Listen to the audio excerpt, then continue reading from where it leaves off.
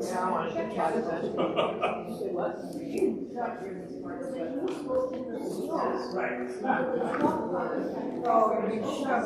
Oh, yeah.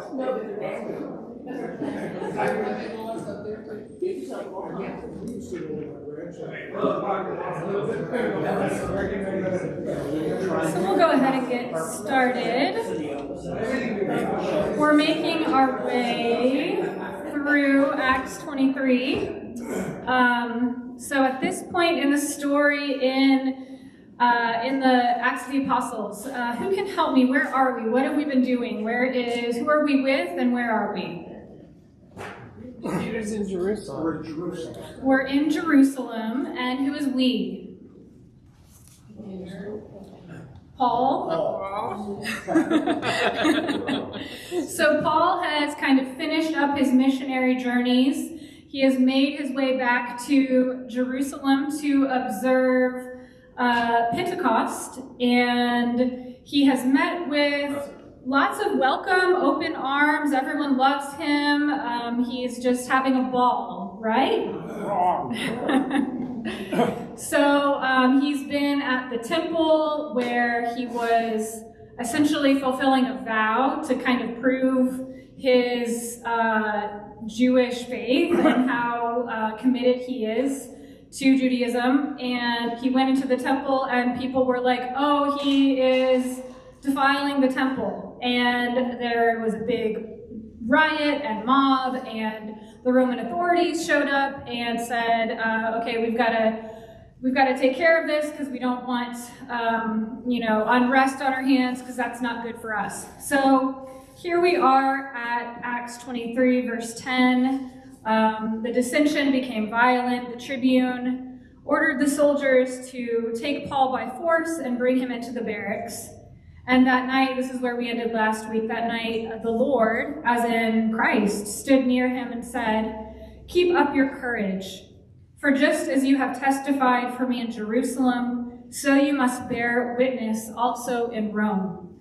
So Paul's received these kind of visits from Christ throughout his whole ministry, and especially he has heard this news a few times that he is supposed to go to Rome. So we know he's headed to Rome. The question is, when does he get there and what happens on the way?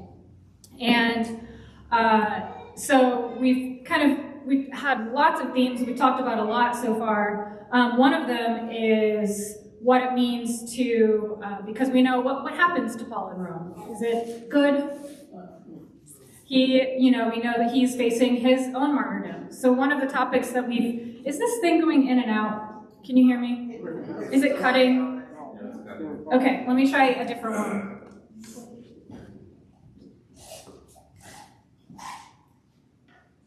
Is this better? Hopefully. Yes. Okay, good.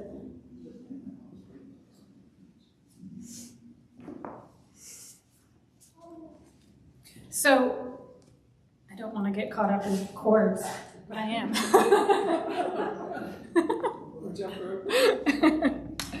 Okay, so, and now here we lost this. So martyrdom, we spent a lot of time thinking about what martyrdom is and what kind of the power of what it is and what it's not. And one thing we know is that martyrdom, the word itself, the words that we have here, for just as you have testified, as in bore witness, just as you have witnessed for me in Jerusalem, so you must bear witness also in Rome. And this word witness and bear witness and testify is actually martyrion. So to be a martyr is to witness. It's literally to witness to Christ. It's to witness to the power of the gospel. And the martyrdom and death might be one outcome. That's not the only outcome of bearing witness to Christ. It just so happens that it is the outcome for a lot of early Christians, and Christ shows up to him and tells him to have courage in this part of the journey as he knows what is happening and is now in prison. Certainly would be encouraging to have such an amazing vision if you were in prison and were facing this stuff. In the morning, the Jews joined in a conspiracy and bound themselves by an oath neither to eat nor drink until they had killed Paul. There were more than 40 who joined in this conspiracy. They went to the chief priests and elders and said, "We have strictly bound ourselves by an oath to taste no food until we have killed Paul. Now then, you and the council must notify the tribune to bring him down to you on the pretext that you want to make a more thorough examination of his case, and we are ready to do away with him before he arrives." Does this remind you of anything? So they've bound themselves by an oath neither to eat nor drink until they had killed Paul. It reminds me of the oaths and the vows that Paul himself has been making and that he made with others earlier in this Nazirite vow, which we heard about a couple of times earlier in Acts. So again, just as a reminder, this is backtracking a little bit. Again, this is the reason that Paul was in the temple. Verse 23, "We have 4 men who are under a vow. Join these men, go through the rite of purification with them, pay for the shaving of their heads. Thus all will know that there is nothing in what they have been told about you, but you yourself observe and guard the law." So it's a strange thing to shave your head in order to show off like what you like your faith, but of course that's part of observing the law. It's Torah observance. It's an extra thing you can do. And we talked a few weeks ago about the idea of consecration. So being set apart. Paul was set apart when he took this Nazirite vow with these other 4 men to observe, to show how he observes and guards the law. And he was setting himself apart for something good, right? To show his devotion in order to develop his relationship with God. So here we have some people who are binding themselves to take some actions, which in some cases, fasting. Often we think of fasting as it's something we do during Lent. It's a spiritual discipline. It's something that we do sometimes in order to grow closer to God. And here we have people who are fasting, but for not such a great purpose, right? It's like they're being consecrated, they're setting themselves apart for evil and not for good. So I just think it's interesting how there's this huge kind of, comparison between the two. And it's helpful to be reminded, I think, that any of our spiritual practices, anything that we're doing, the point is not the practice. It can be used for good and for bad. I mean, I can meditate every day and still have, anger in my heart. But the point is that they are doing this, the point is that it's about our relationship with Christ, not about necessarily the particular actions that we're doing. I don't know, do you have thoughts about that? Questions? Comments? Yeah. How will the priests hear this? Because if Cain and told this to the chief priests, is that just fine with them? That people would take a vow to murder somebody? Yeah, I don't know who these people are. There are 40 people who joined in the conspiracy. They went to the priests and elders. Theoretically, who are the chief priests? We know these are the Sadducees, right? They're the ones that are involved with the temple, potentially the elders. And yeah, sounds like they're like, well, I guess we'll see what happens, but that they're willing to support this.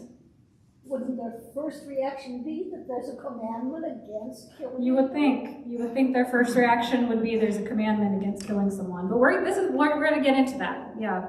Mark, did you have a comment?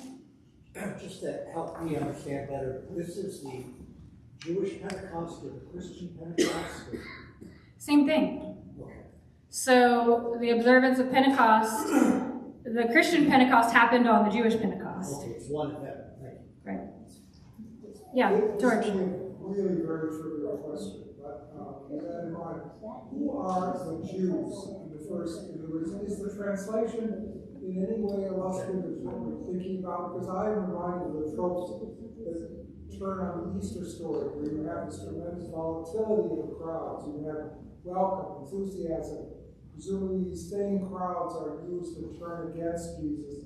And I'm just curious to know how we understand this volatility. Is that part of the point, or is this our translation, which is all encompassing of all the Jews? We will get there. It's so wonderful to anticipate.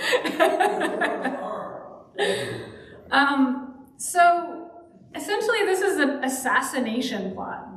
I am not into like the assassination plot movie. That is like not my chosen genre of movies, but I think that the Born Supremacy, and anyone know those movies, watch them. I think it's it's about a CIA assassin, and so let's explore a little bit more about who these people are and why they would have this assassination plot.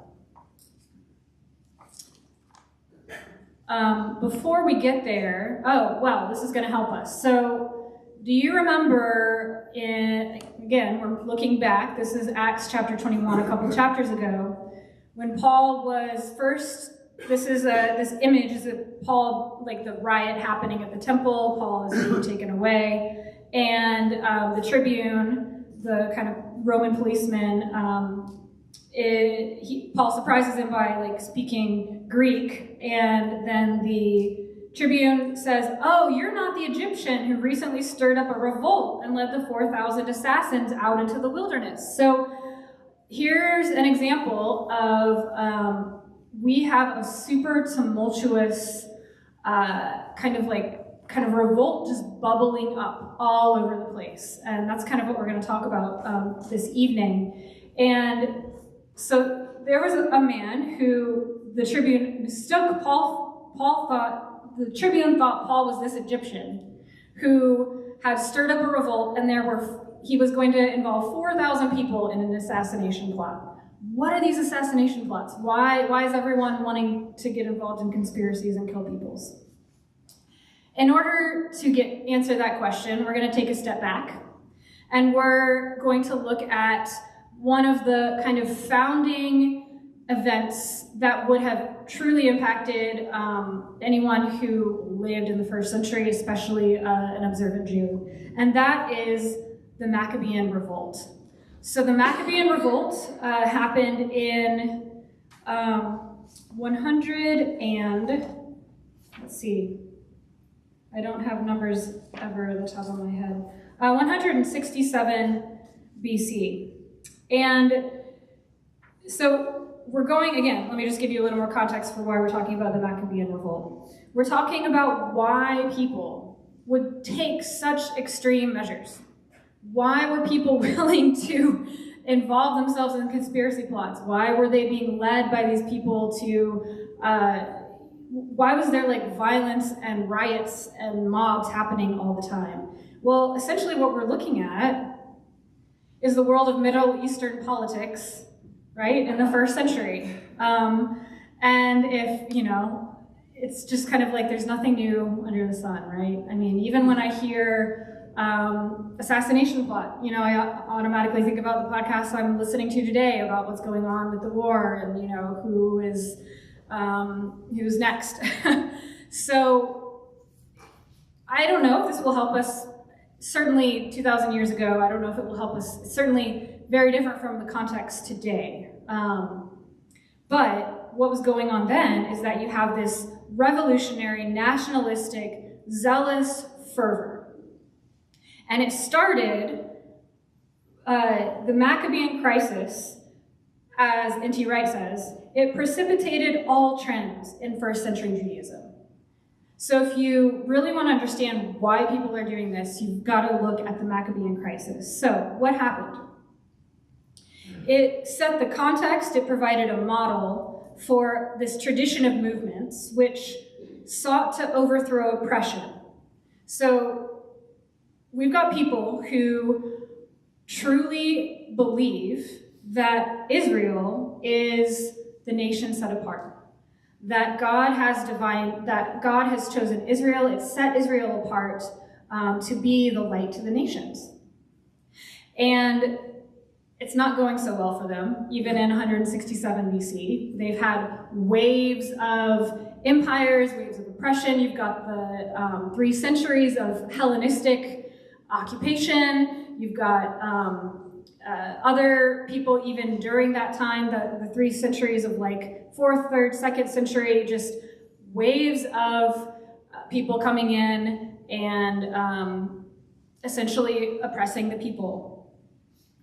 So if Israel thought that, okay, well, we are God's divinely appointed nation, the temple is the place where we are meant to, that the temple is the place that God has, all of God's hopes and dreams and desires will happen through the temple, then it was destroyed, right, in like 500 BCE, and then it was rebuilt.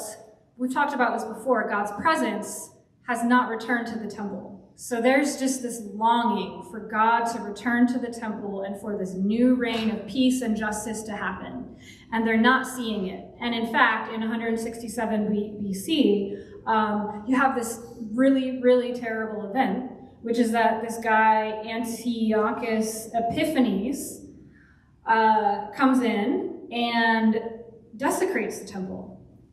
So he sets up an altar to the pagan god Zeus, and he sets up worship of himself. And interestingly, this happened, do you know, so this happened on December 25th of 167 BC.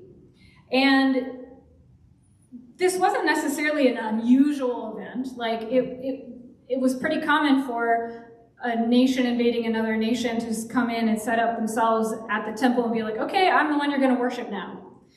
But the Jewish people were different from a lot of the other pagan cultures around them, and they were like, no, this is not okay. This is devastating for us.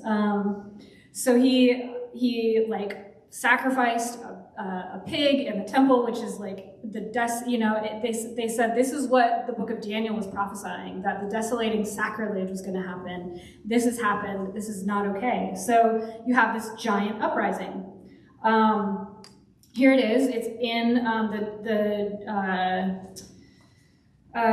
this is not a canonical book. It's what's it called? The Pseudo-Apocrypha. Thank you.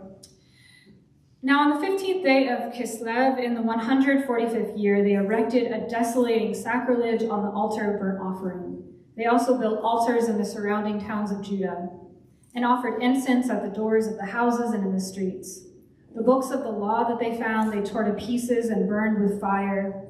Anyone found possessing the book of the covenant or anyone who adhered to the law was condemned to death by decree of the king.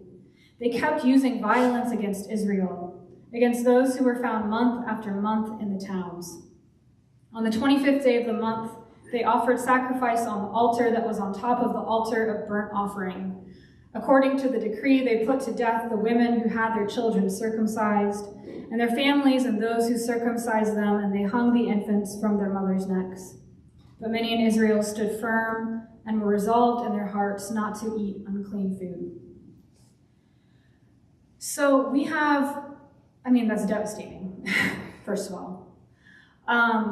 But we have a people who are so committed to their badges of their identity, circumcision, Torah observance, not eating unclean food, that they are willing to be killed. These terrible things that are happening, they are willing to stand up and not worship a pagan god because of their strong belief and strong kind of identity as the people of Israel. And so this is an intense topic, so it's going to get worse before it gets better. But it's just to show how committed the people of Israel were to their identity. And it's good that this is small writing. I don't necessarily have to read the whole thing, but this is the seven brothers. The seven brothers in the Maccabean revolt who refused, again, to worship in the temple, and were each of them, seven, one by one, were killed in front of their mother. And there's an interesting parts right here. This is Second Maccabees, and each brother kind of has a moment where they're testifying kind of before they die. And like right here, chapter 7, verse 6, one says, "The Lord God is watching over us, and in truth has compassion on us, as Moses declared in his song, that bore witness against the people to their faces when he said, and he will have compassion on his servants." Another one, before he died, verse 9, "And when he was at his last breath, he said, 'You accursed wretch, you dismiss us from this present life, but the King of the universe will raise us up to an everlasting renewal of life because we have died for his laws.'" What is that raising us up? The King of life will raise up, the King of the universe will raise us up to an everlasting renewal of life. What is he referring to there? The resurrection.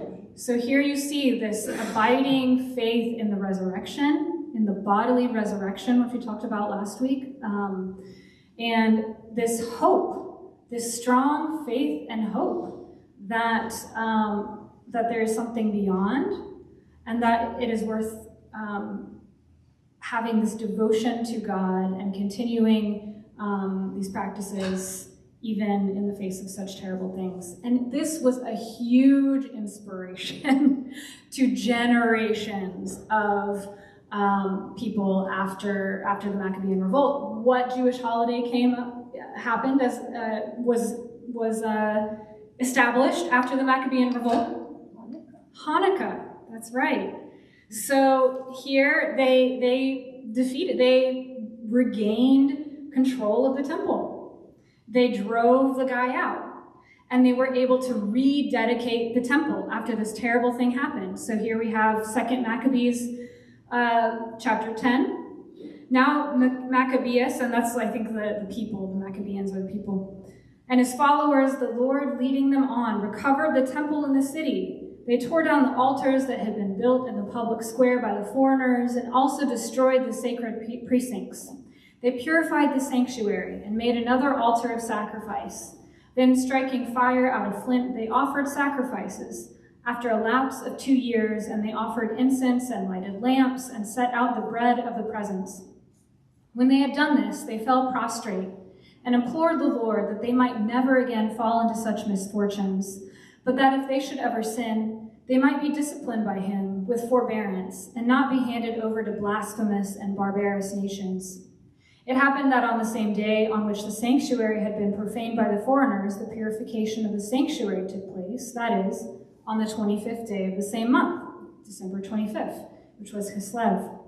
They celebrated it for 8 days with rejoicing, in the manner of the festival of booths, remembering how not long before, during the festival of booths, this is the festival of the tabernacles, they had been wandering in the mountains and caves like wild animals. Therefore, carrying ivy-wreathed wands and beautiful branches and also fronds of palm. Interesting, given the day that we have coming up. They offered hymns of thanksgiving to him who had given success to the purifying of his own holy place. They decreed by public edict, ratified by vote, that the whole nation of the Jews should observe these days every year. Such then was the end of Antiochus, who was called Epiphanes. So now this day of Hanukkah is the festival of, it's called the festival of the Feast of the Dedication, the Feast of Lights, Hanukkah, and this becomes like an event that is just as important as the Exodus in showing that God is active, God is listening, God is with the people, that God, remember, there's this belief that God is going to act in real time, that this is an active moment in history where they're in the middle of it, and they're waiting for God to act to have this reign of this event that they're hoping for, the reign of justice and peace and the return of God to the temple. Let's see. So that was in 167 BC, and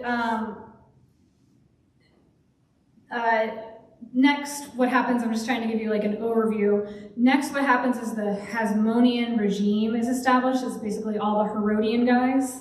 And it's not as like, okay, yay, like God's on our side. Now we have, this clear sense of God acting and we're all together and we're just going to like move through history. No.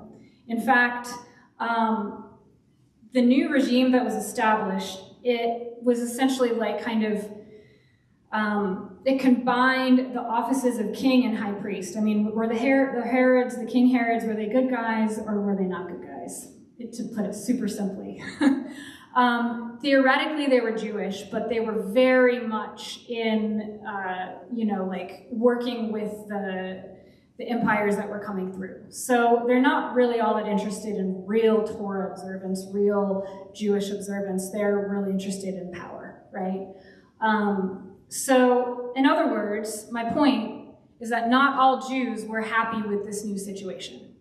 And some opposed it bitterly, and some set up these alternative communities.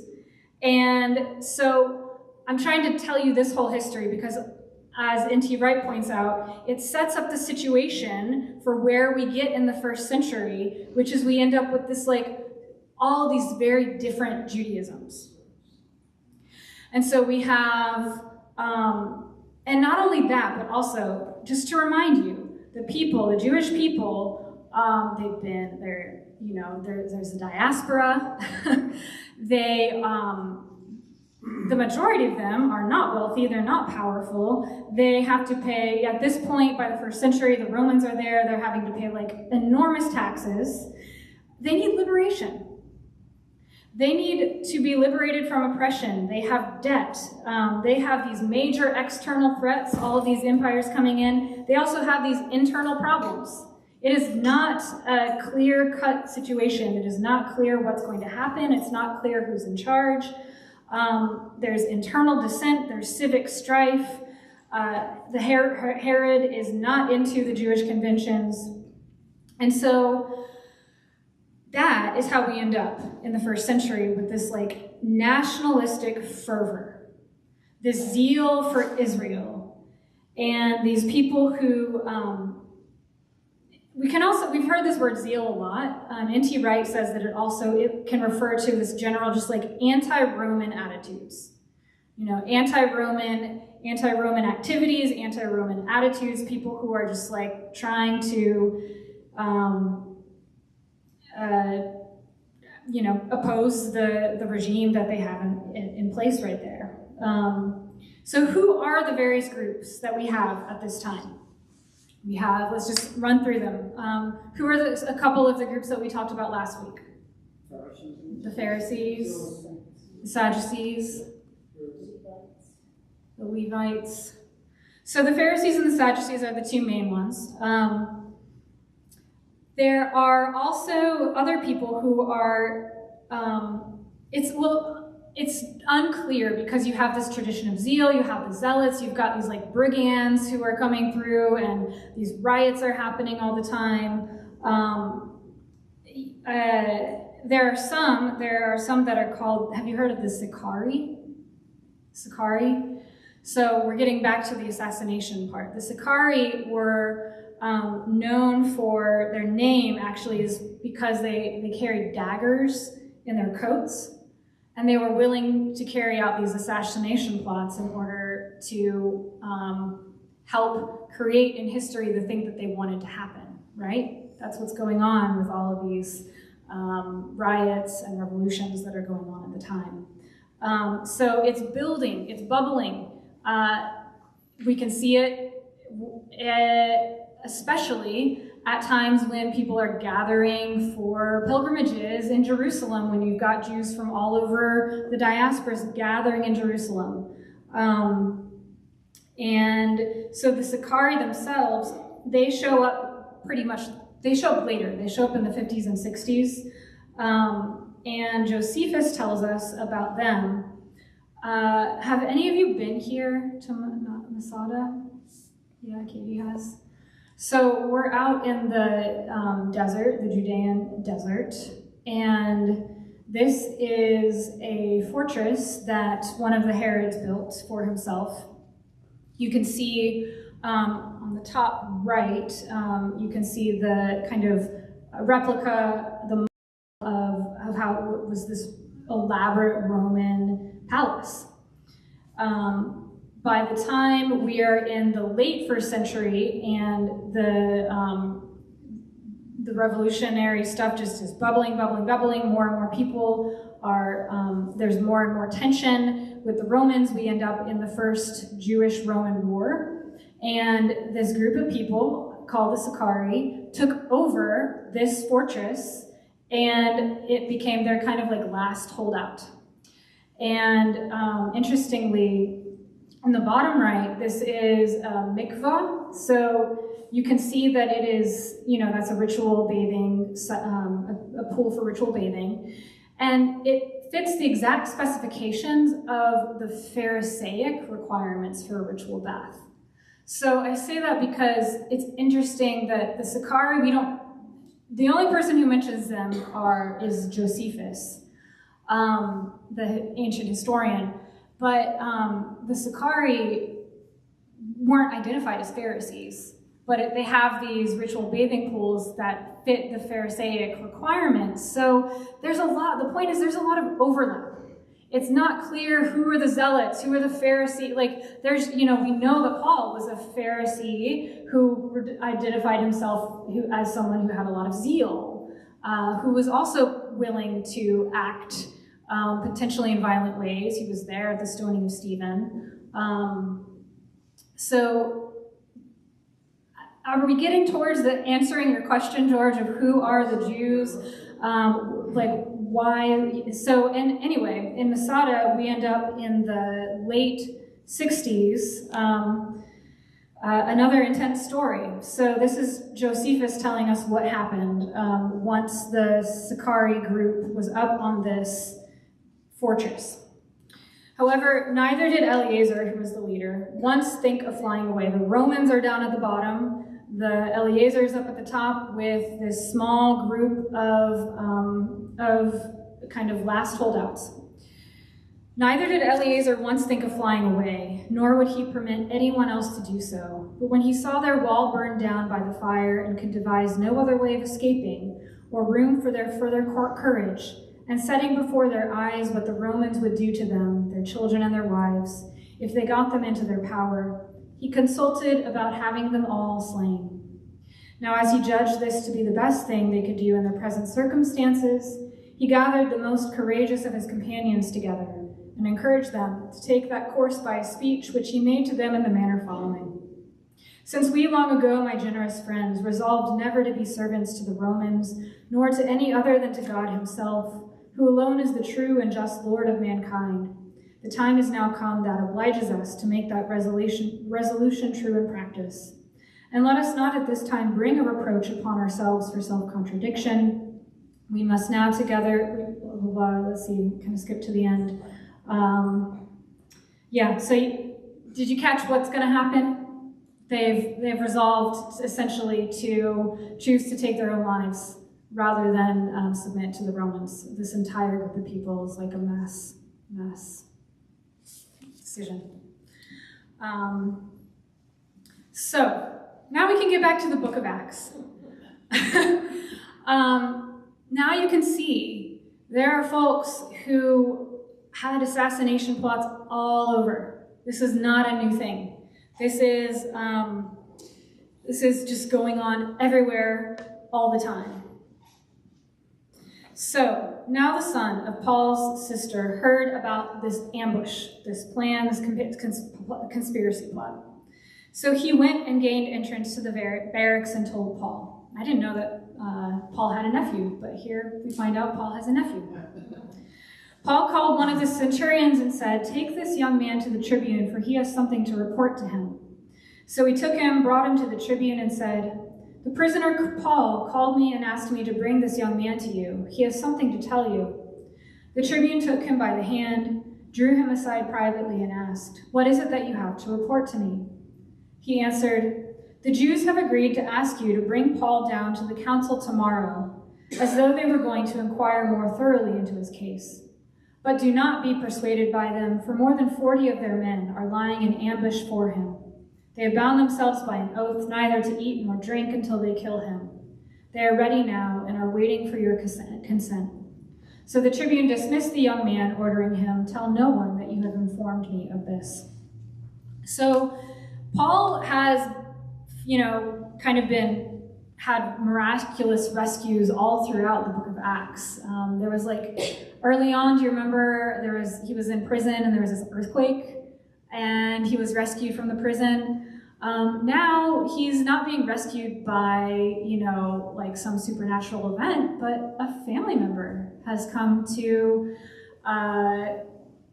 come to his rescue, which is kind of a theme throughout the Old Testament. If you think about the book of Ruth, there's another example of how family members' loyalty is something that that God acts through, family members' loyalty as well.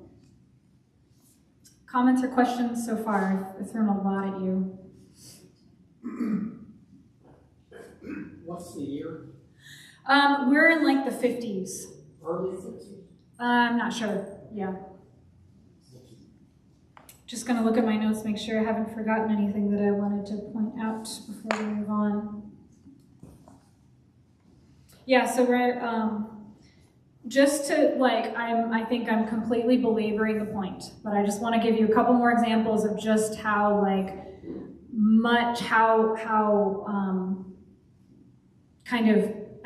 also I was thinking about, obviously I've been thinking about this all today.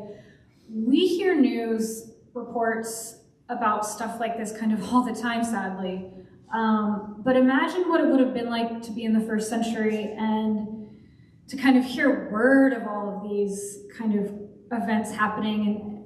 And I don't know, it's interesting to think who would have known when it happened and how it happened. Now looking back, we can look at all the historians and what they've said about it, but even think about how even now, when we're living essentially through a war, it's hard to know what's happening, what's going on, what's coming next. How do we wrap our minds around it? It's just the same for them in the first century. How do we wrap our minds around, who's in charge, what's going to happen? And so these revolts that are popping up all the time throughout the first century, there's a story. So Pontius Pilate, again, we've got Holy Week coming up. We've got Palm Sunday coming up. Pontius Pilate, under his, he was in charge for 10 years. Every few years, a big protest would happen. And under Pontius Pilate alone, there were 7 revolts, 7 incidents of these. One of them, of course, is the one that we wouldn't be here if it weren't for, the crucifixion of Jesus. But the crucifixion, kind of my point is the crucifixion of Jesus was not, in some ways, these revolts, these events, what we will experience on Palm Sunday, hearing the story of the Passion, people were living through that all the time. It was just, I'm struggling to find the right word, just tumultuous, just a super tumultuous time. In the 40s and 50s, after Jesus' crucifixion, there are riots at a Passover event which killed 20,000 Jews. So this is a super tumultuous time. Were these revolts all related to a religious idea, or were some of them I think that's or political? I think that's a challenging thing, because for us now we separate religion and we separate nationalistic kind of fervor and religious fervor, but it's all together. Remember, we've got the Jewish nationalistic fervor, which is that we want the people of God, who we believe that God is on our side, that God is, that we are the chosen nation, and so we're acting in this way because we're a nation, but we're also like, if it weren't for our religion, we wouldn't have this belief at all. I don't know if I'm doing a good job of describing it, but yeah. George. I'm very struck, and I'm often very hesitant about making connections between the present and what we're reading about now. When we think about our own time in the present, we too, as a society, have at least a very strong element of people who believe in conspiracy, who are very gullible or vulnerable, if you would say, these kinds of plots. I mean, think of the conspiracy of the pizza restaurant in Wisconsin. Pedophilia was taking place in Alban. And we have all this technology supposedly that allows us to come to a greater understanding of what is truth and what is fiction. And yet, somehow the technology is evolved for some people that they only read the technology that agrees with them. They only read. So we have a kind of similar threat, I think, to the point that we can feel a certain linkage to what we're reading here in Acts. Understand it, perhaps. It's almost like, I don't know, sometimes I just go back to this, like human nature is human nature, and there are people who are going to participate in conspiracy plots, whether, even if they don't have technology, and the technology, in some ways, this is not a perfect analogy, but it's like what I was saying before about being consecrated and the religious practices. We can use technology for good, we can use it for bad, we can use it to promote conspiracy plots, we can use it to, pray more. Yeah. And there's also this, as I might say, there's also this trope, there's also this pattern, this narrative, which is a very interesting, sustained narrative of an incident. That they throw charges at Paul as if to say, we'll throw this one, if this doesn't happen, we'll throw another one. There are a number of charges that are all in time argued against or voted. That too is very reminiscent. The kind of way in which in the last 15 or 20 years we've had a certain thread in our political life which echoes that, directed at certain figures. So again, it's an element of human nature, I think, that we have to understand is perhaps for us all in different forms. Thank you. All right, so moving on, or moving forward, then he summoned 2 of the centurions and said, "Get ready to leave by 9 o'clock tonight for Caesarea with 200 soldiers, 70 horsemen, and 200 spearmen, and provide mounts for Paul to ride and take him safely to Felix the governor." So we've got 200 soldiers, 70 horsemen, and 200 spearmen to escort one man, Paul, up to Caesarea Maritima. And who is this? This is the tribune writing a letter to, the tribune is Claudius Lysias, and he's writing to the governor Felix in Caesarea. "Claudius Lysias, to His Excellency the Governor Felix, greetings. This man was seized by the Jews and was about to be killed by them, but when I had learned that he was a Roman citizen, I came with the guard and rescued him. Since I wanted to know the charge for which they accused him, I had him brought to their council. I found that he was accused concerning questions of their law, but was charged with nothing deserving death or imprisonment.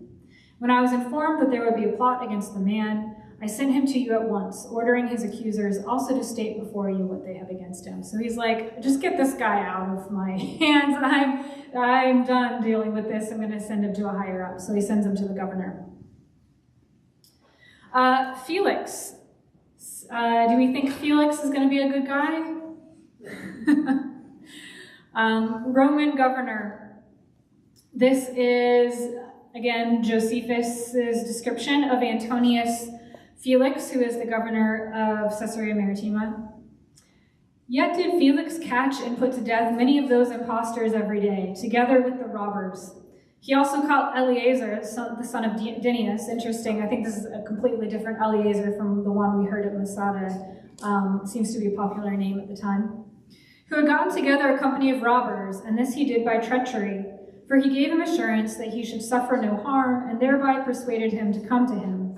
But when he came to him, he bound him and sent him to Rome. Felix also bore an ill will to Jonathan the high priest, because he frequently gave him admonitions about governing the Jewish affairs better than he did, lest he should himself have complaints made of him by the multitude. since it was he who had desired Caesar to send him as procurator of Judea. So Felix contrived a method. You're going to see a theme here. So Felix contrived a method whereby he might get rid of the high priest Jonathan, now that he was become so continuously troublesome to him. For such continual admonitions are grievous to those who are disposed to act unjustly.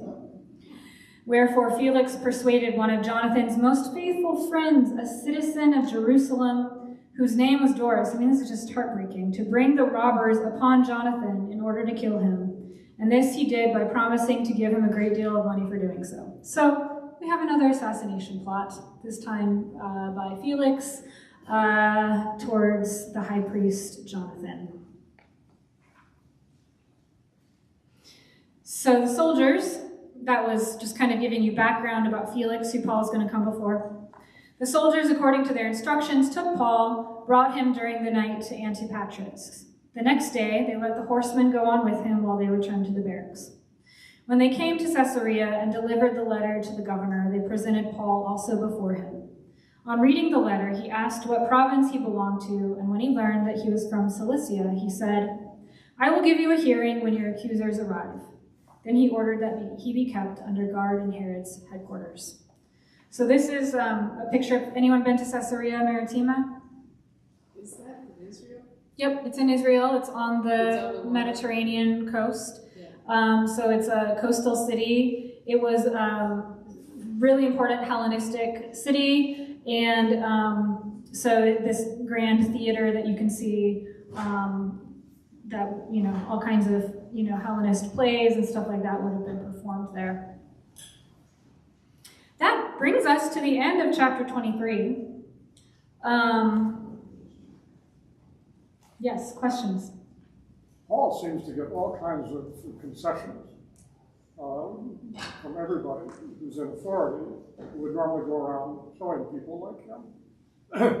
Was it because somehow he convinced them that he was a Roman citizen and that they were worried that they would be in a lot of trouble if they behaved badly? But even so, this is, you know,